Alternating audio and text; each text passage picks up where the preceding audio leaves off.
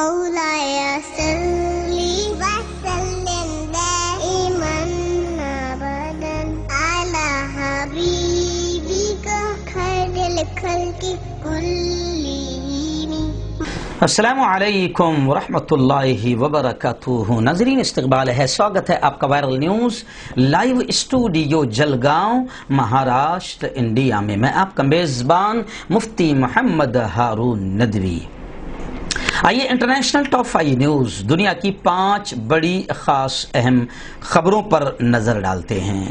جی ہاں ناظرین، سب سے پہلے میں اپیل کروں گا کہ جو ساتھی نئے ہیں، اگر وہ چاہتے ہیں کہ پیارے ملک بھارت کی اور پوری دنیا کی سچی خبریں بے باک اور بے خوف انداز میں دیکھیں اور سنیں تو پھر اس چینل سے جڑ جائیے. سبسکرائب کر لیجئے ہمارے اس چینل کو، بیل آئیکن گھنٹی کے بٹن کو بھی دبا دیجئے تاکہ ہماری ہر ویڈیو ہر خبر آپ کو آپ کے موبائل پر مل جایا کرے.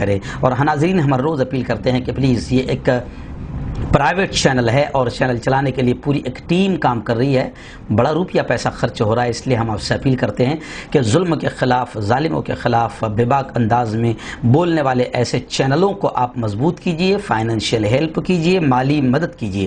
اسکرین پر ہمارے چینل کا بینک اکاؤنٹ نمبر دیا جاتا ہے. ایسے ہی اگر آپ آن لائن پیسہ بھیج کر مدد کرنا چاہتے ہیں تو گوگل پے، فون پے اور پے ٹی ایم تینوں کا نمبر دیا جاتا ہے 9923223361. اللہ نے جو بھی آپ کو طاقت دی ہے آپ چینل کی مالی مدد ضرور کیجئے. ناظرین، اس وقت پہلی بڑی خبر میری نگاہوں کے سامنے آ رہی ہے کہ امریکہ کے صدر ابھی تک تو فی الحال ہے، یعنی ڈونلڈ ٹرمپ، جو جنوری سے اب اپنے گھر کو بیٹھ جائیں گے.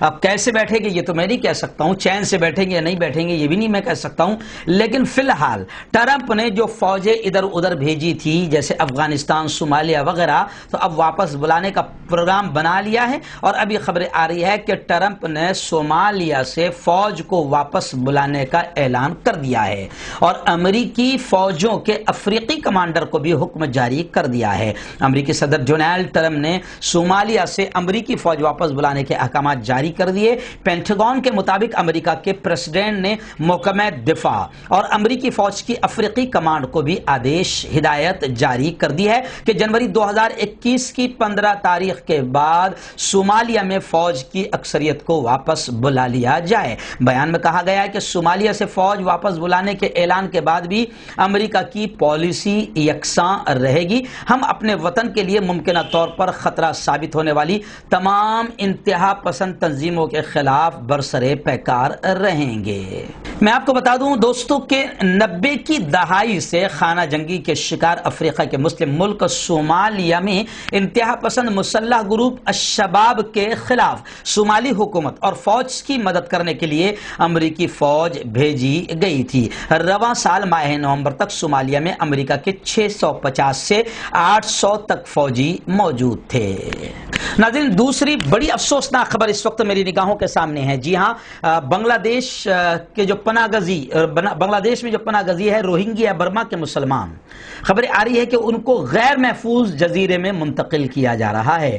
انسانی حقوق تنظیموں نے اس کو لے کر تشویش کا فکر کا اظہار کیا ہے. انسانی حقوق، ہیومن رائٹس سے تعلق رکھنے والی تنظیموں نے بنگلہ دیش کے اس فیصلے پر تحفظات کا اظہار کیا ہے جس کے تحت بنگلہ دیشی حکام نے ہزاروں روہنگیا پناہ گزینوں کو ان کی مرضی کے بغیر دور دراز ایک غیر محفوظ جزیرے میں منتقل کرنا شروع کر دیا ہے. اس جزیرے کے بارے میں یہ تحقیقات پائی جاتی ہے کہ وہ جزیرہ محفوظ نہیں ہے. خبر رساں ادارے رویٹرز کے مطابق جمعہ کے دن تقریباً 1600 روہنگیائی پناہ گزینوں کو بھیسن جزیرے کی طرف لے جایا گیا. اس جزیرے پر سیلاب کے خطرات منڈلاتے رہتے ہیں. تاہم بنگلہ دیش نے یہ کہا کہ جن پناہ گزینوں کو اس جزیرے پر منتقل کیا گیا ہے ان سے پہلے کی اس کی پیشگی اجازت لی گئی تھی. بنگلہ دیش میں روہنگیا پناہ گزینوں نے اکتوبر میں BBC کو بتلایا تھا کہ وہ اس جزیرے پر منتقل نہیں ہونا چاہتے ہیں. انسانی حقوق کی تنظیموں کا موقف ہے کہ جمعے کے دن بھی ان پناہ گزینوں کو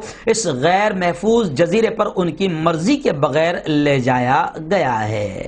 ناظرین اس وقت بڑی خبر یہ بھی آ رہی ہے کہ ایران کے جو جوہری سائنسداں ایٹمی ہتھیاروں کا علم رکھنے والے فخری زادہ جن کو قتل کر دیا گیا، مار دیا گیا، اور ایران نے اسرائیل سے بدلہ لینے کی بات کہی ہے، جس کی وجہ سے اسرائیل بھی کافی گھبرایا ہوا نظر آ رہا ہے اور اپنے باقاعدہ سفارت خانوں میں اسرائیل نے ہائی الرٹ جاری کیا ہے۔ لیکن ابھی خبریں آ رہی ہے موساد نے ایک ریکارڈنگ کی، موساد جو اسرائیل کی انٹیلیجنس خفیہ ایجنسی ہے، اس نے یہ دعویٰ کیا ہے کہ فخری زادہ کی گفتگو ایٹمی ہتھیاروں کے تعلق سے ہمارے پاس ریکارڈنگ کی شکل میں موجود ہے۔ تل ابیب کے سیکورٹی ذرائع نے انکشاف کیا ہے کہ اسرائیلی انٹیلیجنس سروس موساد نے چند روز پہلے تہران میں قاتلانہ حملے میں مارے جانے والے سائنسداں محسن فخری زادہ کے ساتھ ایک ایجنٹ مقرر کر رکھا تھا۔ ایجنٹ فخری زادہ کے بہت قریب رہا،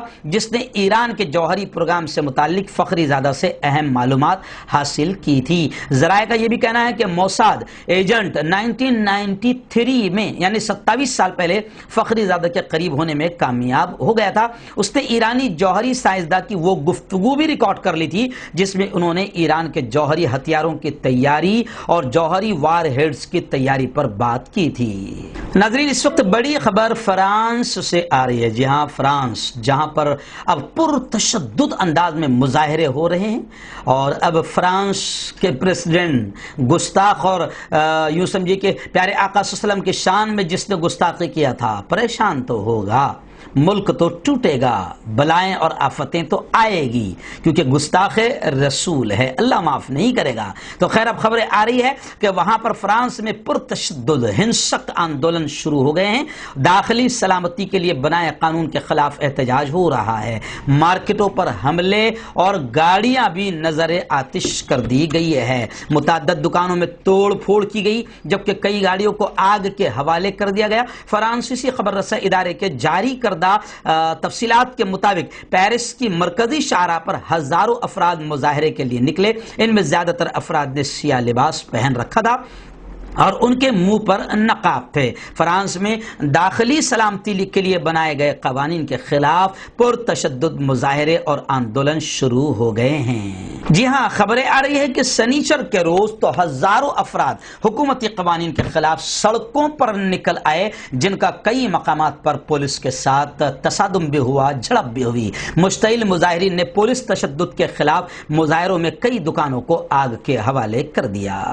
ناظرین آخری بڑی خبر اس وقت میری نگاہوں کے سامنے آئی ہے کہ عمان نے امریکہ کے ساتھ بات چیت کرتے ہوئے یہ کہا کہ حوثی ملیشیا کو دہشت گرد تنظیم ٹیررسٹ مومنٹ قرار دیا جائے۔ سلطنت عمان کے وزیر خارجہ بدر بن حمد بن حمود کے مطابق مشرقی وسطی کے لیے سینئر امریکی سفارتکار نے مسقط حکومت کے ساتھ اس امکان پر بات چیت کی ہے کہ امریکہ یمن میں حوثی ملیشیا کو ایک دہشت گرد جماعت قرار دے۔ یہ بات ہفتے کے روز منامہ میں ہونے والے ایک مکالمے کے اجتماع کے دوران انہوں نے کہی۔ عمانی وزیر خارجہ نے زور دیا کہ یمن میں اقوام متحدہ کی کوششوں کو سپورٹ کرنے کی ضرورت ہے۔ ان کوششوں کا مقصد ملک میں جاری تنازع پر روک لگانے کے واسطے ایک معاہدے تک پہنچتا ہے۔ یہ تنازع حوثی ملیشیا کی جانب سے 2014 میں آئینی حکومت کا تختہ الٹنے کے بعد سے جاری ہے، اس لیے عمان امریکہ کے ساتھ بات چیت کرتے ہوئے یہ ڈیمانڈ کر رہا ہے کہ حوثی ملیشیا کو دہشت گرد تنظیم ٹیررسٹ مومنٹ قرار دے دیا جائے۔